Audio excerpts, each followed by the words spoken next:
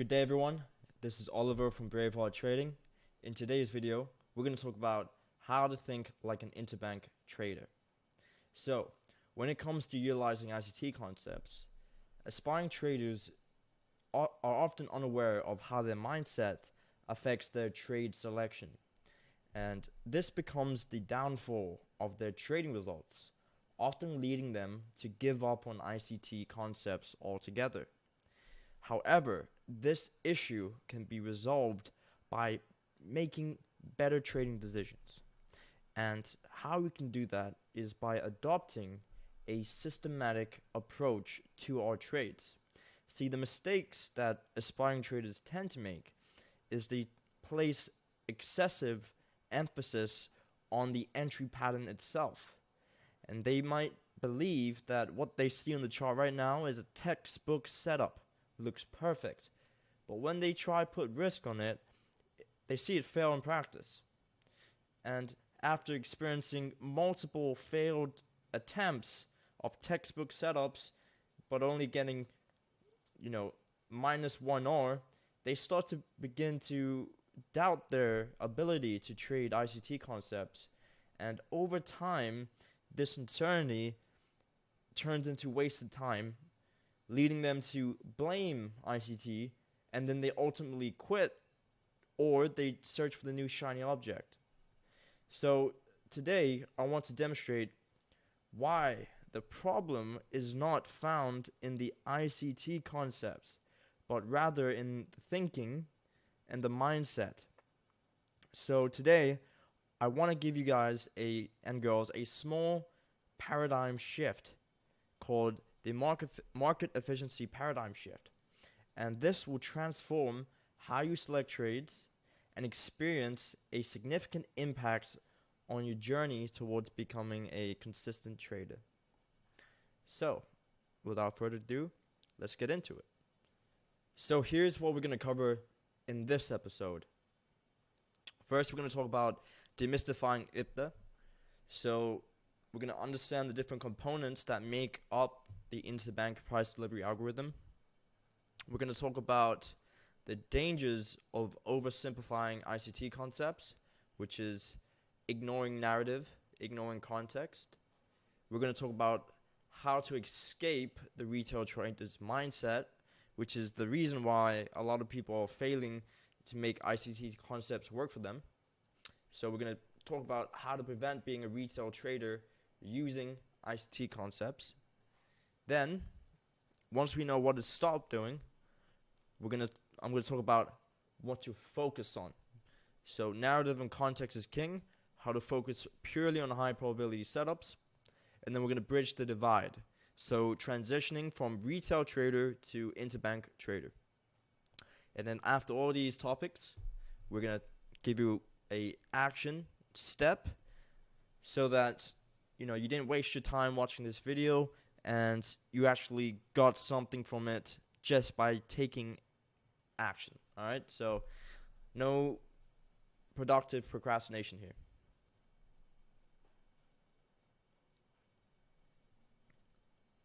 So first of all, let's talk about demystifying IBDA. So understanding the components of the interbank price delivery algorithm. So before we can do that, we need to understand, okay, what is a system? A system is a collection of interconnected components that work together to achieve a common purpose or function. So if those things work together, we can say the system is functioning, which is system functionality. So this refers to the normal and effective operation of a system where all components work together seamlessly to achieve their intended purpose. But what happens when the interconnected components don't work together? That's when we have a system dysfunction. So this refers to the disruption in the normal operation of a system. So this potentially leads to consequences and failures within the system. So let's talk about some examples of systems. And that would be the cardiovascular system, right? So this is a complex network composed of heart, blood vessels, and blood working together to circulate oxygen, nutrients, and other vital substances throughout the body and maintain homeostasis.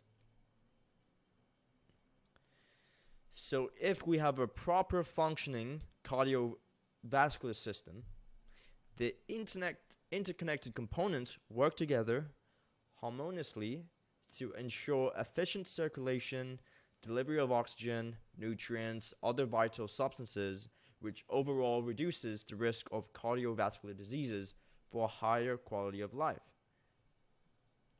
What happens when the interconnected components don't work together? This causes a dysfunction in the cardiovascular system, which can result in reduced blood flow, insufficient delivery of oxygen and nutrients to tissues and organs, high blood pressure, increased risk of blood clots, and overall increased risk of cardiovascular diseases.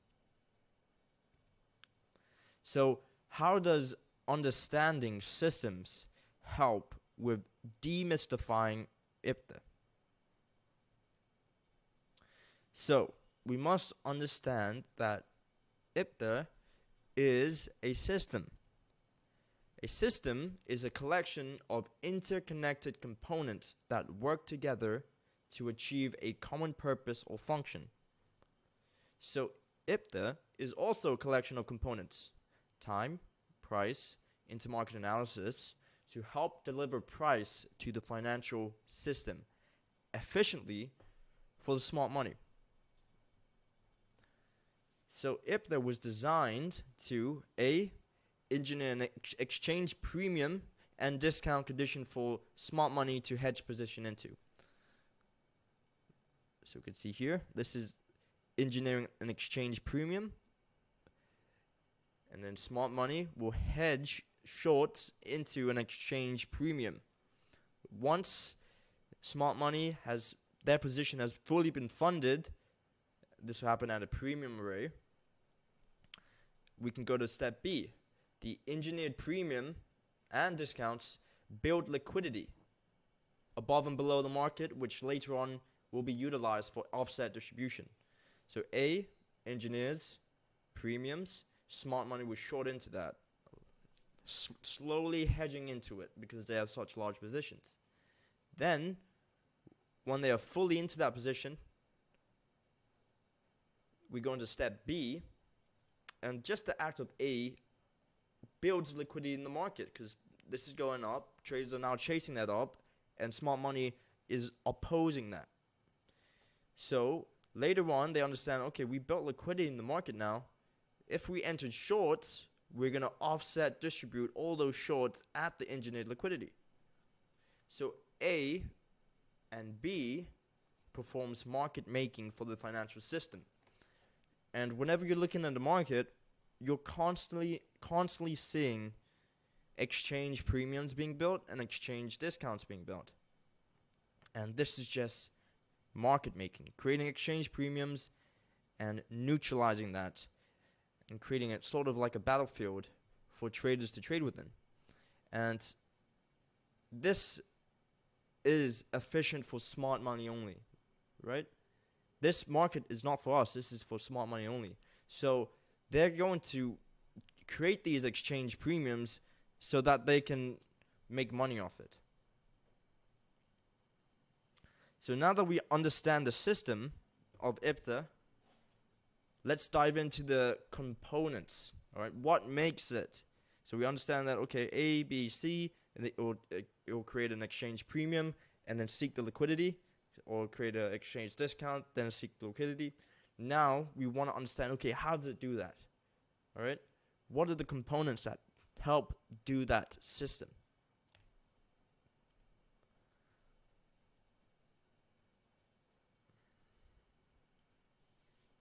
So this is when we, as interbank traders, we want to see IPTA in synthesis.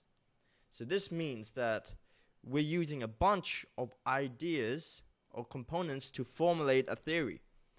So what makes IPTA? What are the components? Well, there's time analysis, there's price analysis, there's intermarket analysis. So when it comes to time analysis, this component determines when IPTA is actively operating to market make for the financial system, right?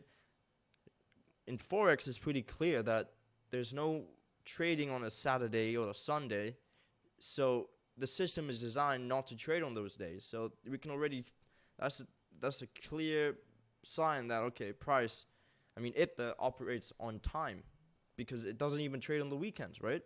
So that is time. Price analysis. This component determines premium and discount valuation for IPTA to market make based on a specific period.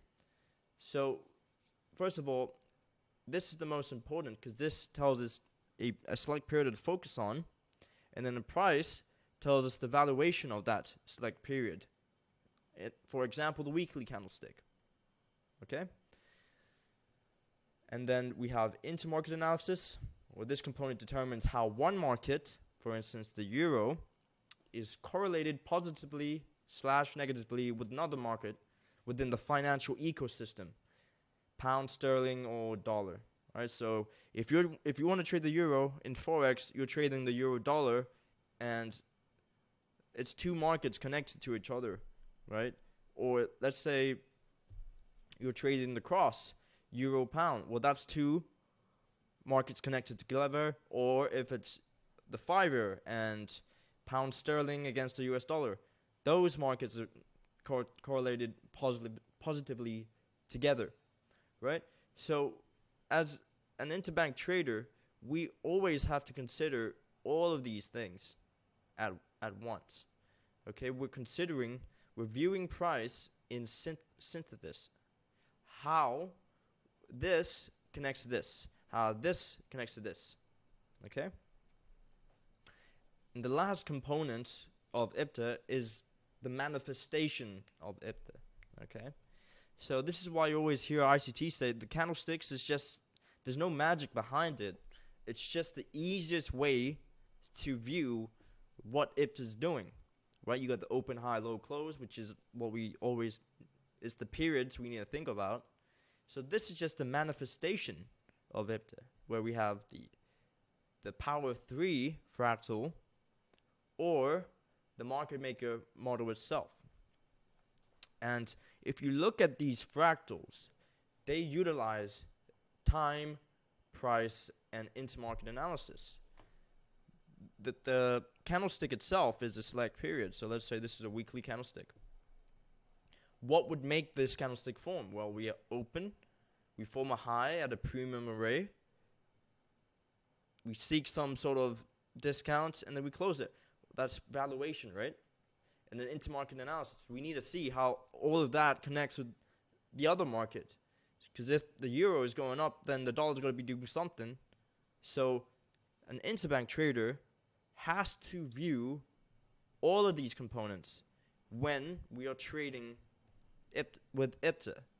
And if you're only focusing on this, then you're not really following the system. There's going to be a dysfunction, right? So if you don't consider this, all this could look so beautiful. But this says no, and this says no. So it's a dysfunction in the system. For the system to work, all of these need to work.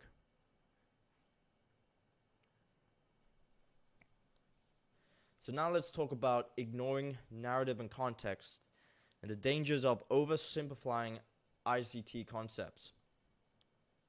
So first of all, we need to know the game. We need to know the liquidity providers. So smart money is a term coined by ICT, used to describe central banks. Central banks have complete control of their asset because it's theirs. It's not ours, it's theirs. So central banks use IPTA, the system, to market make for them because it's efficient. When you're dealing with a ton of money, right? It's efficient, there's no emotions, it's artificial intelligence. And we know how crazy intelligent and artificial intelligence can be. If we're looking at ChatGPT, for instance, that has the IQ of like 150, they say, and Einstein himself had IQ of 160. So what happens when they come out with ChatGPT 10 or something? Well, it's just going to be super efficient at what it does. So that's why these central banks, they utilize these algorithms because, first of all, it's designed completely for their interest, and it's just efficient. All right. So this whole process of using IPTA to deliver the market, it creates an environment for retail traders to trade. So they provide the liquidity to the market because they own it. Like, let's say it's the dollar, right? The Fed owns the dollar. They own the liquidity for the dollar, and they basically can control where the dollar wants to go. And this creates an environment for me and you to trade in. So why is that important to understand? Well, we need to understand IPTA is designed to be efficient only for the smart money. So therefore, we need to create the market efficiency paradigm shift. So the MEP shift occurs when you change how you perceive the markets, how you perceive the financial markets, and how you think to better understand what you observe. Okay? So once you have two of these things, only then are you operating with smart money. Only then are you operating with IPTA.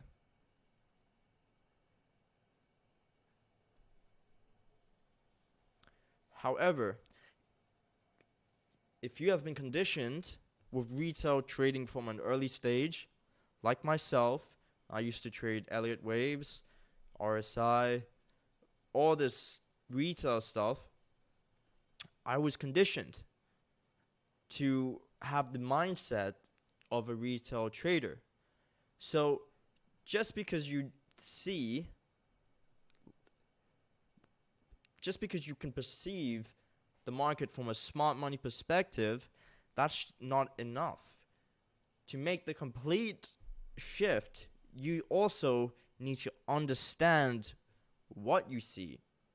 So it's like reading a book. You have the letters, you understand the letters, but do you really understand what you have just read? If not, then it's just letters, right? So let's take a fair value gap, for instance. You can see a fair value gap, but do you understand how that fair value gap fits in the grand scheme of things? Or can you only see it? Or do you understand why you're choosing that fair value gap? Where does that fit? If you don't, then you're going to find some issues, because there's going to be a lot of fair value gaps out there. There's going to be so many fair value gaps that if you don't understand how that fair value gap fits and everything, you're just going to be forcing a particular bias on that fair value gap when you have to consider every component, as we just mentioned. Okay, so let me give you guys some examples of how people are missing out on this part here. It's because you've been conditioned with a retail trading from an early stage, and you're trading ICT concepts with a retail mindset. So some examples of this would be forcing an ICT entry pattern similar to how you would force the retail chart pattern. Okay, so when I started trading, I remember getting these chart patterns like a bull flag, and then I'd go straight into the chart, and then I'd just force that bull flag on the chart and expect to get paid from that. Well, it doesn't work like that, because you don't know where that bull flag fits in the whole system, right? You're just focusing on one component, which is price. But did you consider the time for the bull flag? Did you consider how that bull flag fits in other markets, such as the dollar, such as the interest rates, bond market? Well, no, because you've been conditioned to force a entry pattern similar to how you would force a retail chart pattern, hence the retail trading mindset, hence using an ICT concept with a retail mindset. So another one is focusing on ICT patterns with no narrative or context behind it. So you might have learned about the power of three, and then you're like, okay, I understand this fractal, and then I'm going to trade that tomorrow. So what you do is the next day you just say, okay, I mark out the open, and then okay, I'm bullish, so I mark out the open, and then I buy below the open. But then you might see that, oh shit, I'm buying and it just keeps going down and down and down. So this fractal doesn't work. I thought we're gonna have a bullish power of three, but the problem is you were forcing that ICT pattern with no narrative and no context behind it. And this is another one I used to fall victim to. I was using the risk to reward tool to determine if a trade is high probability or low probability. So I'd go onto the chart, I'd identify, let's say I identified a setup that looks like this, right? I got the shift, took out the low, fair value gap entry, and then I just put the RR tool, and then I say, okay, that's a 5-to-1. That's a high probability trade setup. But that's wrong because you don't really understand what you're observing. There's all components that you need to consider: time, price, and intermarket analysis.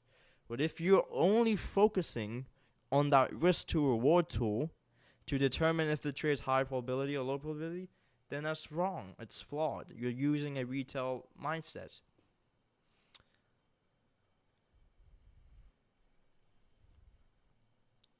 So the issue is focusing on the piece instead of the puzzle. So once again, the MEP shift occurs when you change how you perceive the financial markets and how you think to better understand what you observe. So you need to change how you view things. All right, you're no longer viewing Elliott waves or indicators. Cool. You're viewing fair value gaps, liquidity pools, nice. But also, that's just how you read it. But you need to understand what you read, and what you understand what you read has to come from the mindset of an interbank trader, not a retail trader. Otherwise, you're just going to be stuck in between both worlds. So both are required for a market efficiency paradigm shift to therefore find success with ICT concepts. And aspiring traders, the ones that are break even or the ones that can't find any lasting success with ICT concepts, is because they're stuck in between both worlds. Interbank trading with a retail mindset. So we're back here and we have the market efficiency paradigm, and the issue you might be facing right now is you're stuck right here in between both worlds. And you might think that, I'm here because I see these gaps, I see these market maker models, I'm here. And then you wonder, why can't I make this work for me? I see it, but I just can't. And this is what you're lacking. You haven't completely done the shift yet, because you need to understand, you need to read it as well. And that's what I'm going to show you how to do today.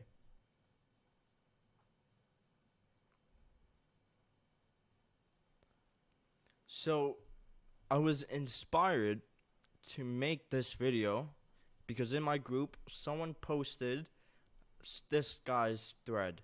Now I've blurred out his name, but I just want to use his mindset to illustrate my point. And it's not only this guy, but a lot of people have this problem, and I could see because of the amount of retweets, the likes, and the bookmarks. And what this individual is actually doing is he's suffering from a retail mindset, and he was trying to use ICT concepts, but he couldn't find any success with it because he was just getting overwhelmed. But that's just because you had a retail mindset, bro. So let's go through this together. And by the way, I'm not trying to throw shame on this guy because I was once in this person's position myself. And I was studying ICT, a load, the whole mentorship, and then I was suffering from this as well. But it was only when I really thought about it and how it operates, then I finally got success with ICT concepts. So let's read this. Removing ICT from my trading was the best thing I ever did. Okay? I still trade his concepts. Well, this is the retail where he focuses only on price. One component of the system. Okay? So he removed ICT.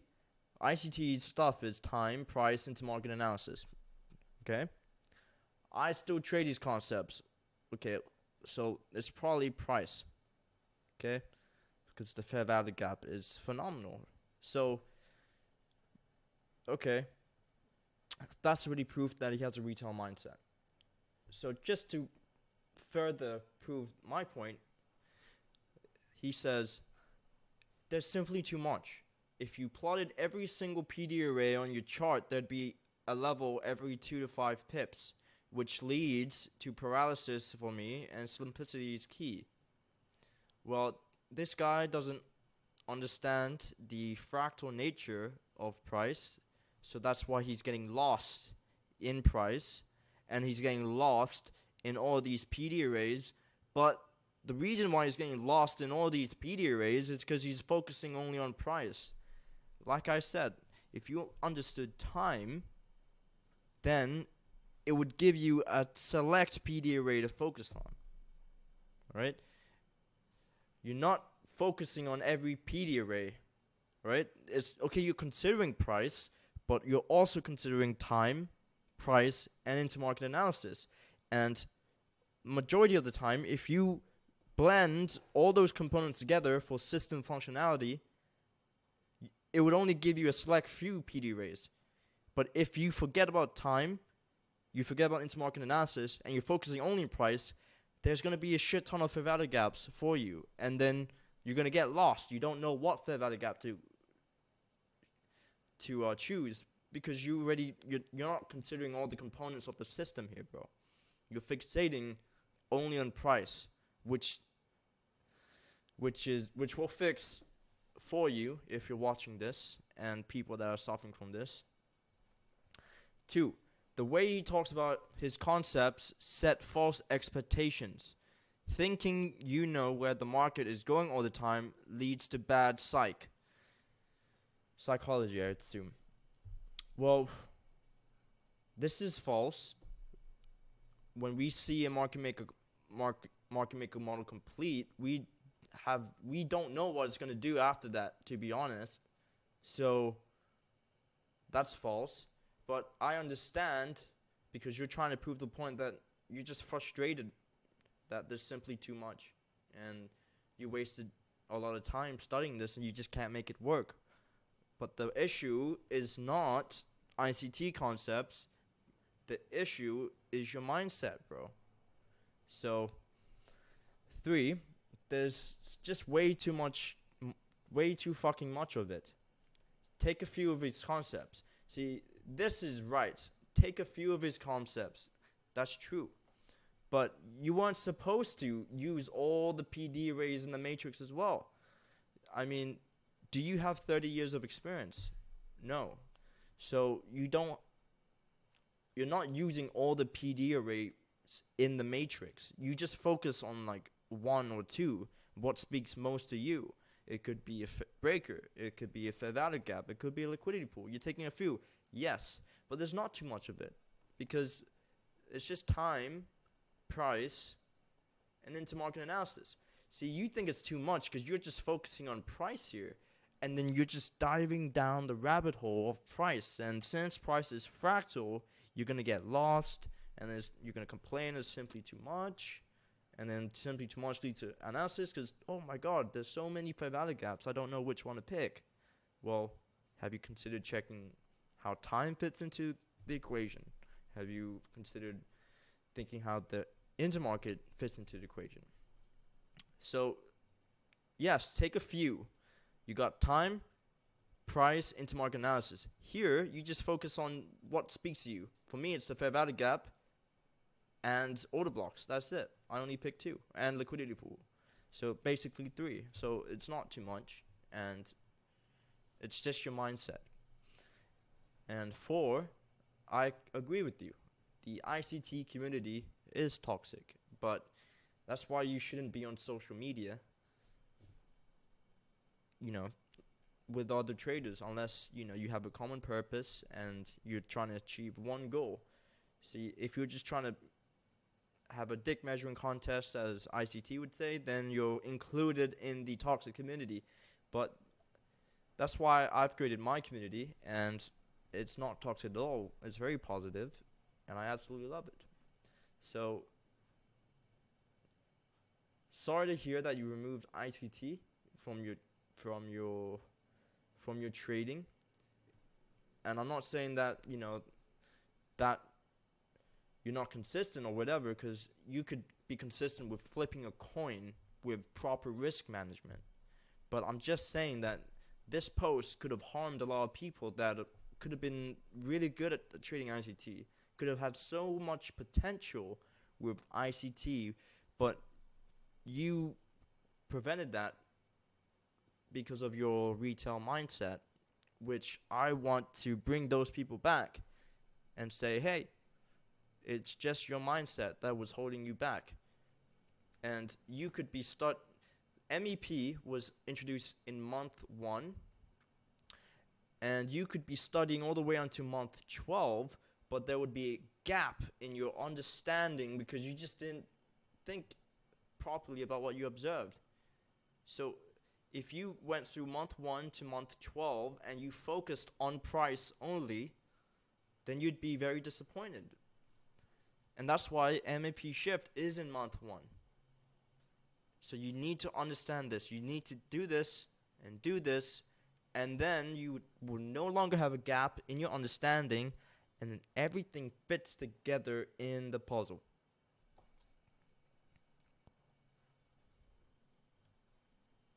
So the cure is, how does the piece fit in the puzzle? So this is a piece. Okay? A single piece. Consider this in time. So you see this fair value gap? Ask yourself, all right, I'm a day trader. I see this. Is it London session? Do we have a Judas? Okay? Is it the low of the day? Is it the low of the week? Do we have news coming out later? This is all time analysis for a day trader. Price analysis. Have we hit a higher time frame level yet? Is the narrative bullish? Is institutional order flow bullish? How do I know that this will hold and not become an inversion level? Price analysis. And intermarket analysis. If this fair value gap was to hold, and let's say this is Euro, well, I need to see the same fair value gap on Dixie, and it needs to be a bearish one, right? Or is this going to go sideways because dollar is going sideways?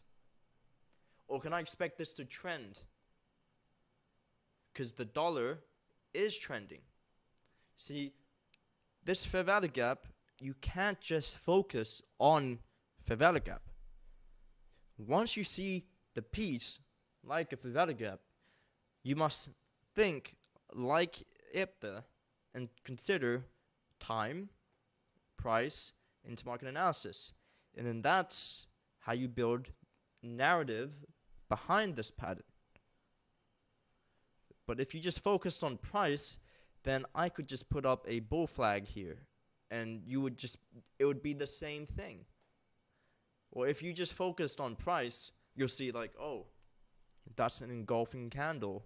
ICT was trading retail patterns all this time. But no, like the magic behind this is not the pattern. It's the time, it's the price analysis, and it's the intermarket analysis, all together forming a system we call IPTA. And all of this makes the IPTA system function. And if you just focused on one, but you neglected these two others, then if this said wrong, then it's the system that function. Why would you take this for value gap then? You need to see how the piece fits in the puzzle. So once again, the market efficiency paradigm shift occurs when you change how you perceive the markets and how you think to better understand what you observe. So this right here is what you perceive, and this is how you understand it, and you combine the both, and now you're trading with the market efficiency paradigm. Now you've made that shift. Now you're trading with IPTA and with smart money.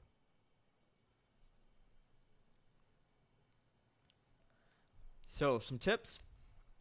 Consider all components, not a single component. Okay? An interbank trader views IPTA in synthesis.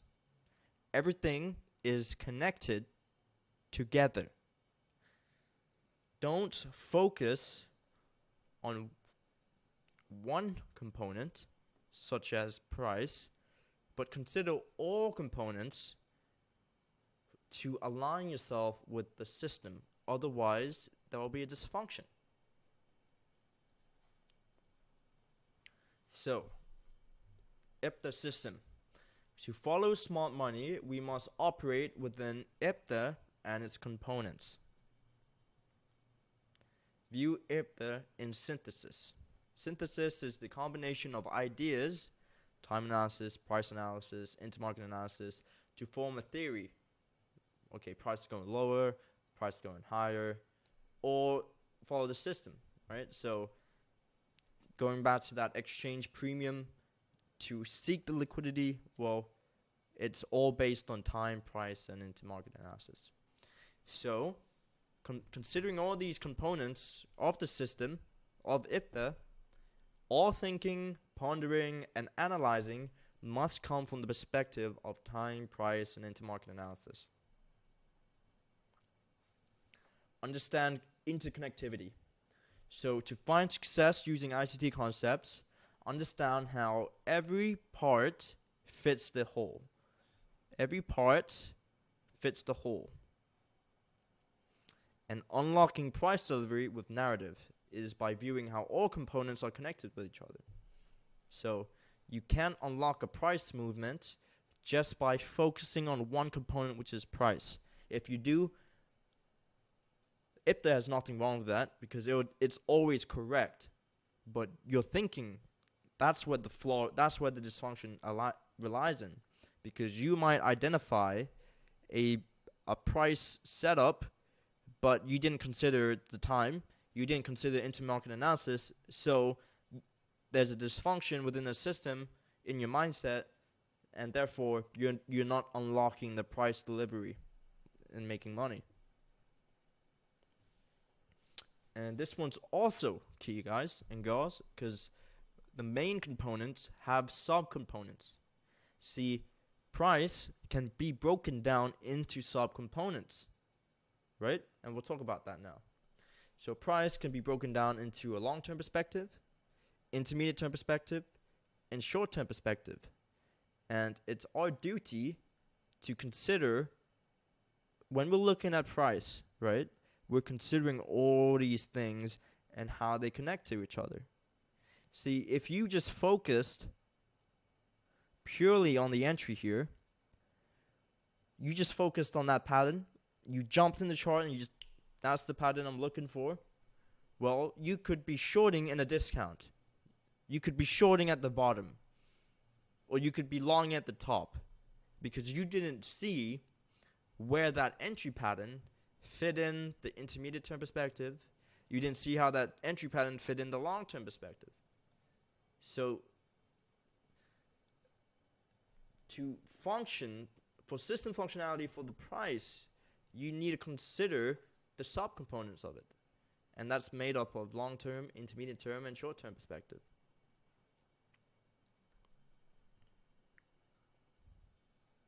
So components have subcomponents. For instance, price consists of subcomponents such as a liquidity pool. And don't fixate on a single subcomponent. If you're only considering a single ICT concept, like the fair value gap, but you fail to recognize its place within the larger framework, here, you're still operating within the realm of retail trading, which is forcing price. But okay, where does that fair value gap fit in the fractal? So understand interconnectivity. Okay, understand how one piece, like a fair value gap, fits into the larger puzzle of the market maker sell model. All right, that's the larger framework. Okay, so if we know that the market engineered a premium, and now to go down there, it has two stages, right? Whenever you see this fair value gap, you want to blend that with this. So now, for price, we're considering the subcomponents. So we're not saying, oh, price, entry pattern, that's done. No, you're considering all these little subcomponents, the framework, the narrative, then the detail. And if you're missing out on one of these, let's say you fixate on a single subcomponent like this, you forget the framework, and you forget the narrative, then that's why your patterns are not working. Because you don't understand how it all connects.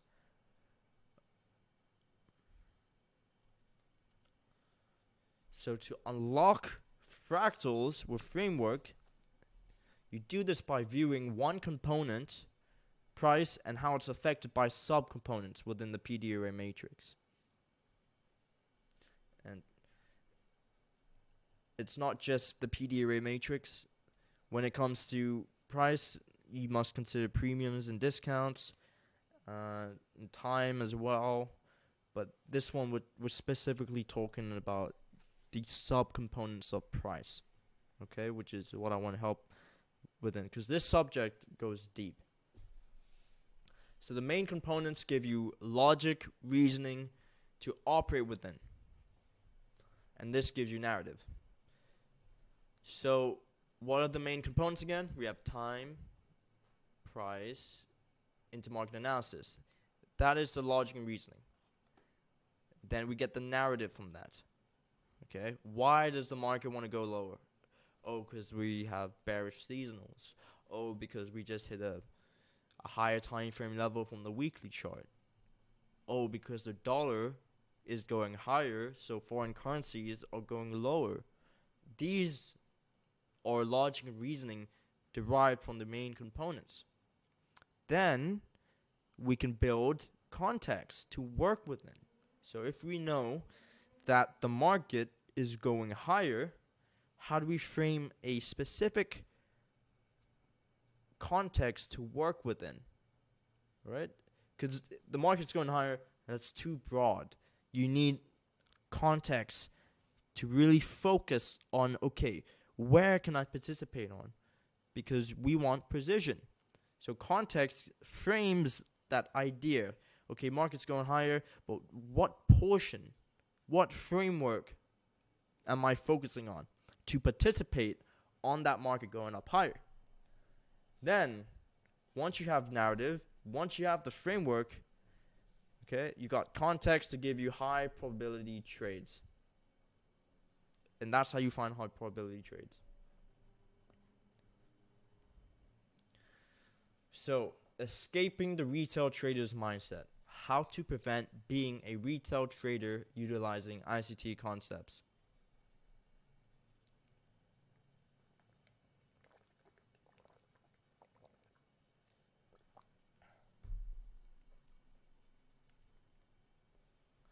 So let's talk about the characteristics of a retail mindset.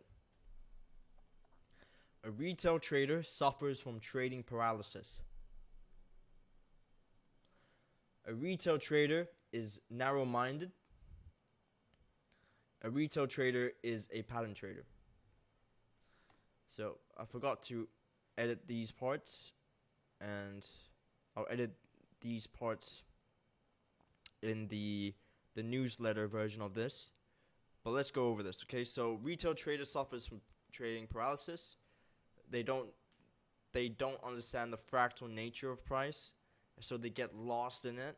And trust me, you can get very lost in it very easily because there's so many time frames. There's monthly, weekly, daily, H4, we go on. And if you're just looking at fair value gap and you see a fair value gap in all these time frames, then you're going to be like, okay, what fair value gap do I pick then? So that's when that's something you need to work on, okay? And I'll give you the solution at the end of this video. A retail trader is narrow-minded. So, like I said, they fixate on a single component, but not all the component. So they're just focusing on fair value gap, fair value gap, fair value gap, but they don't understand it. They don't understand how that fair value gap fits within the picture. They don't understand how that fair value gap fits with time and how that fair value gap fits with other markets. And a retail trader is a pattern trader since they're just focusing on the patterns. So now, let's bridge the divide. Okay, bridging the divide from retail trader to interbank trader. How do you do this? Well, first step, how do you solve trader paralysis? You solve this by understanding the fractal nature of price. So understanding how one piece interconnects with the whole, but also what whole means to you. See, a whole for a position trader is different to a whole for a one-shot, one-kill trader. Or a scalper. See, a position trader's whole it's a big picture, right? And he's gonna hold for months and months and months. So his whole picture is different to a scalper when he wants to get in and get out before the day closes, right? So what does whole mean to you? If you haven't identified that yet, then you're gonna get lost in the sauce of fractal prices and cause trader paralysis. Step 2, understand the fractal nature by gaining clarity of your narrative. Okay, so gain clarity on your narrative. So everyone has a different style of trading and perspective of trading that makes them unique. Larry Williams once said that everyone has a different style. You might dress a particular way. You might like to wear tailored stuff. And your friend might like to wear loose clothing. Well, there's two different styles. You can see it with clothing. So why is it not different with trading? Everyone has their own style in trading. Just like everyone has their own style in cars, watches, food, taste, music. Everyone's unique. So trading's the same way.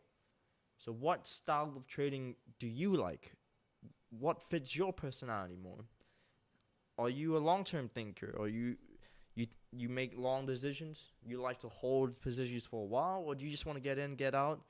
Because you just want to know the result now. Well, then scalping would be for you. So therefore, if everyone has their own different styles, everyone has different narratives. Okay? So what is your narrative? And step 3, with clarity from narrative, gain context. So narrative doesn't give you position. It just gives you like a bias. Market going up, market going down. So to give you position, we need to gain a specific framework.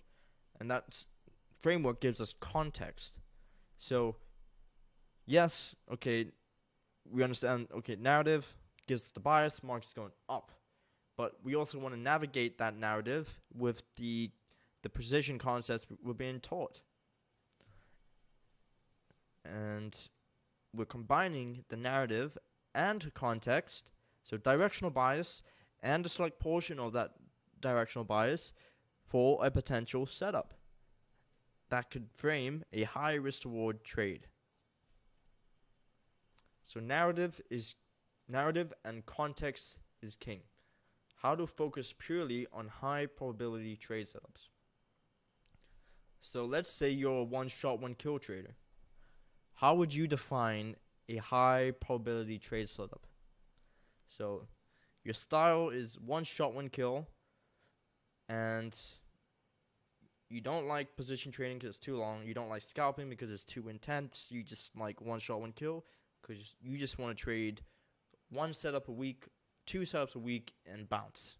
That's it. You don't want to be there in the market, eyes glued to the screen. It's not your personality. You just want to be there when it matters the most, when the weekly range is going to expand, and that's twice a week, maximum 3 times a week if you're lucky. So the one shot, one kill trader, long-term perspective, this is where he gets his narrative from, okay? Weekly and daily chart. And the narrative gives us the logic and reasoning for the framework, okay? So view this like as a top-down analysis process where you're gaining the directional bias where the market wants to go for the one shot, one kill trading style. You're getting that from the weekly and the daily chart. Then, once you understand, okay, the directional bias is up, for instance, then you go into the intermediate term perspective and find framework. So if you compare the 4-hour chart with the weekly chart, you would see that you get more details in the 4-hour chart compared to the weekly, right? So that's why we can frame a better framework. So we know that market's going up on the higher time frames, but due to the details on the intermediate term perspective, we can frame specific context using market structure. Okay, so you can use the 4-hour or the 1 hour, or what I like to do is I just like to blend them. So I look at these 2 time frames and then I come, okay, bullish, and then I look at this and then, okay, this range to focus on. Okay, then when I have a specific range and then I mark out, okay, premium discount within that range, let's say it's going up. On the 4-hour, I want to make sure that I'm not buying on a breakout, I'm buying on a discount. You understand? So yes, market's going up, but like, okay, how do I frame a high probability setup when the market's going up? Well, I gotta wait until it's going to discount within its 1-hour range, right? So that gives me context behind the trade setup. And then the short-term perspective is when you look for the entry, okay? So that's where you identify your trade setup, your entry, your stop loss, and you take profit. So for instance, let's say we're here, #2, we have a range here, and we're looking for a move to clear here. So that's bias says down. Framework gives us this range to work within, looking for a target here. Then, only then, we go to the short-term perspective, so we can refine this move here. This little trade setup from here to here, we can refine it on the short-term perspective. Why? Well, there's more details, but also trade confirmation. See, if it did want to go there, you'll see a setup form.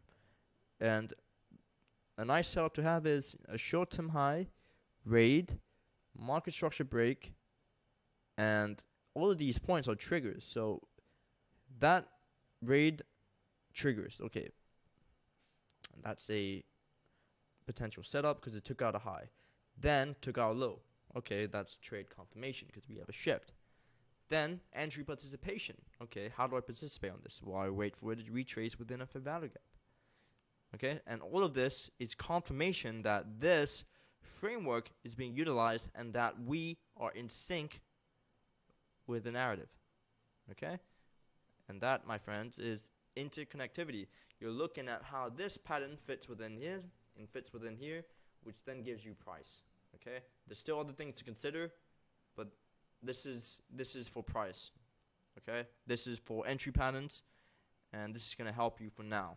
I'll make another video talking about how to consider the other components with time analysis, and that's how how do you navigate the weekly range, or how do you navigate the monthly range, and we'll use the same idea of thinking for that.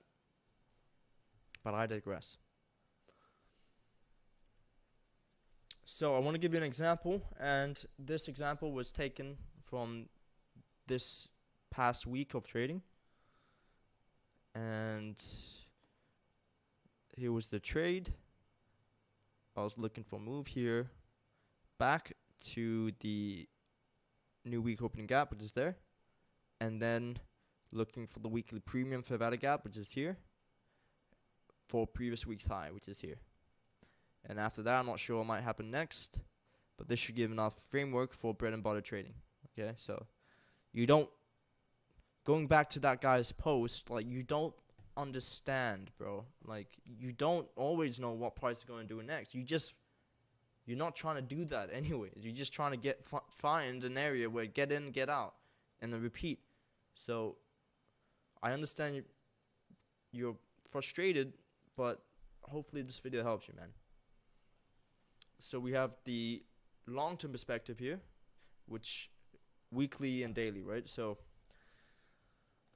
we have low here, rated this low, rated this high. So we're seeing this as a consolidation, and it might not want to break this low or this low. It just wants to trade range bound. So I saw this fair value gap as a draw liquidity. Why? Because we're trading in the lower portion of this consolidation, and if the market is cheap, you'd want to seek fair value with a weekly fair value gap here. But how is it going to do that?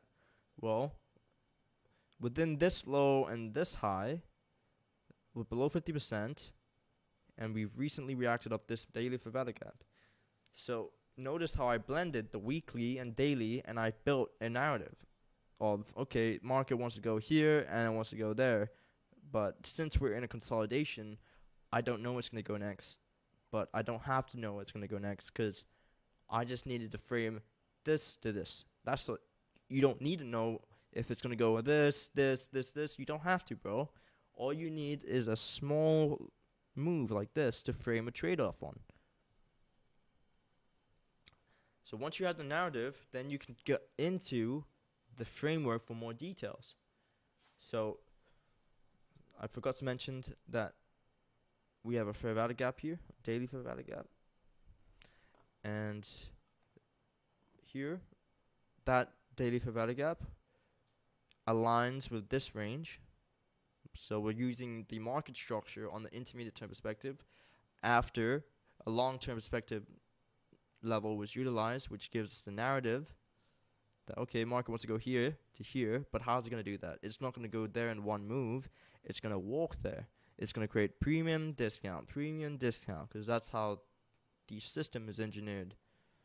So we can see that this daily fair value gap, we can refine that on the intermediate term perspective. So it gives us this one. We can refine it even more with the fibs. So we see how this one's utilized, and we can see how the body is respecting that. And then the 1 hour can give us even more detail. So framework on what? The weekly range, because you're a one-shot, one-kill trader. You want to catch basically the biggest move of the week. Well, you have to consider the weekly candle. So where did it open? Okay. Did Judas? Yes. Why do we expect the bearish Judas here to be bought? Well, the narrative is from here to here. So anytime we see trade below, if we're expecting a bullish week, if we see a trade below that, that's manipulation. Okay, so you have manipulation into the day level, and that's framework. Okay, so now, right there we have levels, so that once we go into the short-term perspective, we can look for confirmation that this does want to go higher. So we don't take blind entries off the levels. We have to go down another level for confirmation. So we got the levels and confirmation. So now when it comes to confirmation, What are you looking for? Short-term low, market structure break, fair value gap entry, 50%, Tuesday low of the week. That's the time element of the entry pattern. So if you're looking for one shot, one kill, then you're looking for the low of the week to be in. Well, it happens 70% of the time on Tuesday and at these levels. So we have the levels, trade confirmation, and now using the framework on the intermediate term perspective, okay, we can aim for the new week opening gap first here, and then we aim for that, okay, where does the narrative want to take us, which is about this high. And all of this is a market maker buy model. So bridging the divide, transitioning from retail trader to interbank trader. So adjustments you sought to make in your trading to begin this transition. And first of all, you need to systemize your thinking. Understand that there are multiple, not singular components that affect price delivery. All right, so there is time, price, intermarket analysis. All of these need to work for system functionality for price delivery. And if you're not considering all these components, let's say because you're just focusing on price, then you're not going to unlock price delivery. And then also those components have subcomponents that fit together. So the fair value gap you're picking, like you need to see, okay, where does that fair value gap fit within the picture I'm looking at, or my trading style, or the levels, or does that fair value gap, if it's a bullish fair value gap, does it match a discounted condition? Or is that fair value gap, like, am I buying a fair value gap on a breakout premium condition? So you need to consider components, price, yes, but also the subcomponents of price, such as premium discounts, fair value gap, MF shift, higher time frame level. And then that gives you an idea on price. See, price can't just be boiled down to a single concept of fair value gap. You need building factors around it. And you might see it might seem like too much, but it's not actually too much. Because you have the narrative. So get narrative. Before we can think systematically, you need to know exactly what you're looking for. Are you a position trader? Are you a scalper? See, that's why everyone can be a profitable trader, but just be doing, he could go short, I could go long, and we could both be right, because we just have different narratives in the market. And that's why you'll see a lot in our group, I'll go short, and one of my traders just exited their long. So he just got out his long, and I just ended my short. So it's literally like counterparty A to counterparty B, which is really cool. And get context. So after you're very clear on the narrative, where the market wants to go, you need to be able to frame a solid framework for your trade. Okay, so let's say your narrative for position trader is monthly and the weekly. Then you can use the daily chart to frame a trade setup. You can use the 4-hour to trade setup. But you need to know where you're getting that narrative from. See, if you're a scalper, you'll get your narrative from a 4-hour level or 1-hour level, because that could provide a big enough move for a scalp. But you can't get a big enough trade on a 4-hour level or 1-hour level if you want to be a position trader. So you have to get clear on, like, okay, what is your style, and where would I get my narrative for my style?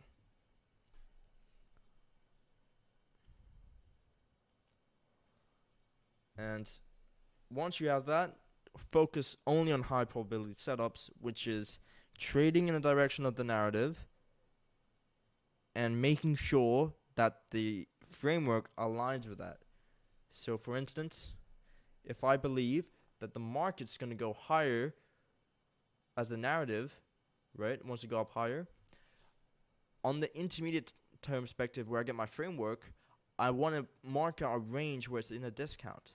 See, yes, the market's going higher, But I'm not going to be buying in a premium. I'm going to be buying when it on a discount, because the market walks to these points. It doesn't go up in one move. It walks. So how does it walk there? It goes premium, discount, premium, discount, premium, discount. So yes, the market's going higher, but you need to go in only at these discount points. And that's how you get the higher lows. And then once let's say you have a range marked out. Let's say you have a specific range marked out, then have a step-by-step criteria to confirm the trade setup. So let's say, all right, I'm looking at this range here, and it's retracing and in a discount.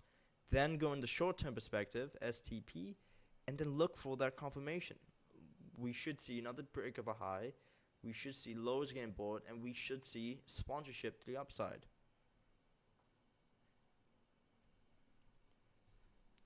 So, take action. Pick your style for the financial battlefield. So to complete the market efficiency paradigm shift, pick your style for the financial battlefield. Select your trading style, okay? And this will serve as the lens on how you will view the whole market. So if you need help with this, just put a comment below and I'll help you. But basically, it's long-term perspective, intermediate-term perspective, and short-term perspective. One lens is to get the levels from.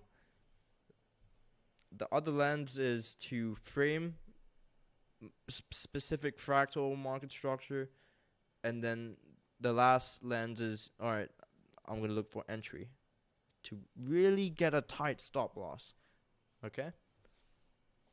And then the second step is focus on a couple PD arrays. So once you have all these time frames, just select a couple PD arrays that speak to you the most, such as the liquidity pool, fair value gap, and then place those PD arrays in the respective time frames, in the respective lens.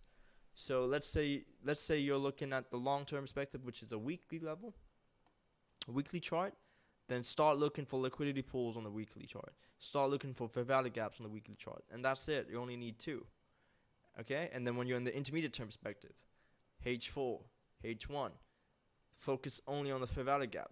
Or focus only on liquidity pool. Or the both. But you don't need every PD array matrix. And then on the ST perspective, the short-term perspective, focus only on liquidity pool and a fair value gap. That's it. You don't need to overcomplicate this shit. So with that being said, trading simplicity is the key. And that's the end of how to think like an interbank trader. Hopefully you have enjoyed this, and I'll catch you guys in the next one. See ya.